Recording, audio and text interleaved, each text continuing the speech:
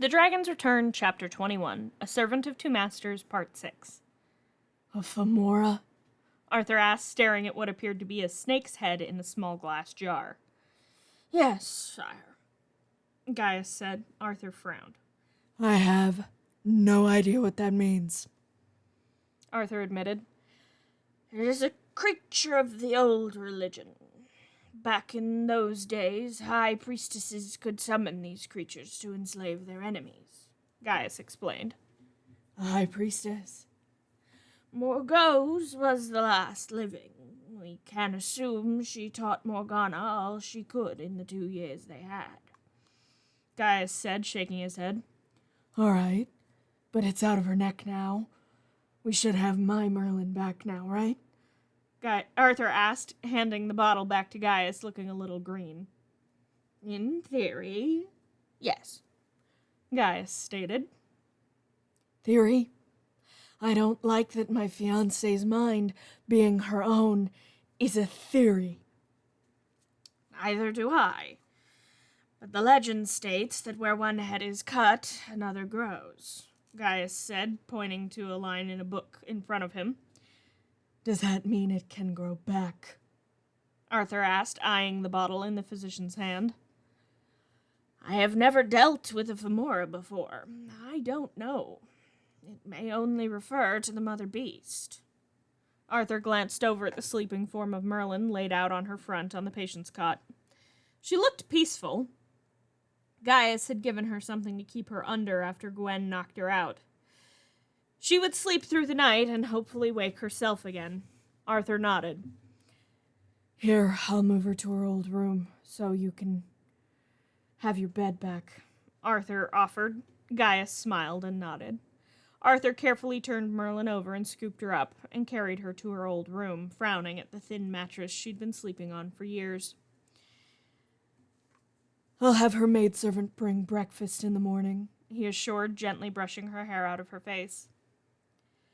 The next day began with a bath for Arthur, one he thought was drawn by his new manservant Peter. Once upon a time, Merlin had drawn his baths, but he'd been informed of that after she was finished, and had left the room. It was always a bit of a surprise that it remained hot for so long. Thinking about it, that was probably another small instance of Merlin using magic for things he never noticed. So he was expecting Peter, his new manservant, when he stepped out from behind the changing screen, a towel wrapped around his waist. Guinevere! Arthur would deny to his dying day that he shrieked as he ducked back behind the changing screen. What the bloody hell is happening? He demanded, as he pulled on his small clothes, followed quickly by his trousers and tunic. The tub was roiling with bubbles. Peter was nowhere to be seen. Gwen was here. So was Gaius. And, most surprising of all, Merlin, looking dazed. Gwen was holding a pewter jug. Arthur went pale. It didn't work, did it? He asked as Gaius pulled a damp-looking cloth out of his pocket and slapped it over Merlin's face. She struggled slightly before she went limp. Unfortunately, no, Gaius said darkly. You'll need to have that neutralized, he said, nodding to the bathtub. It was then that Arthur spotted the corroded sword laying next to the tub. She turned it into acid, he asked. He hadn't considered her magic in this equation. The situation might be much more dangerous than he'd accounted for. She took chemicals from my stock, Gaius explained as Lancelot, who Arthur hadn't noticed before, took Merlin from him and carefully slung her over his shoulder. It seems the femora has access to some of her base knowledge, but not yet her abilities. Merlin may yet be fighting the creature. I am going to attempt to speak to her. I'll send Guinevere with something to neutralize that, he said, nodding to the tub. But, sire, she is focused on you. I know it's hard, but you are in the most danger from her. If the femora gains access to her abilities, you will be in grave danger. For now, it would be best if you stayed away. Gaius said before nodding his head and heading out of the room. But Arthur began, but Gwen caught his arm. Gaius is right. Merlin would never forgive herself if you got hurt because of her, Gwen said, and Arthur's heart dropped. I need her to be all right. Arthur's voice caught in his throat. I know, Arthur. Merlin jerked awake, gagging at the smell. What is that? Arthur's socks? She looked around, her world reeling slightly.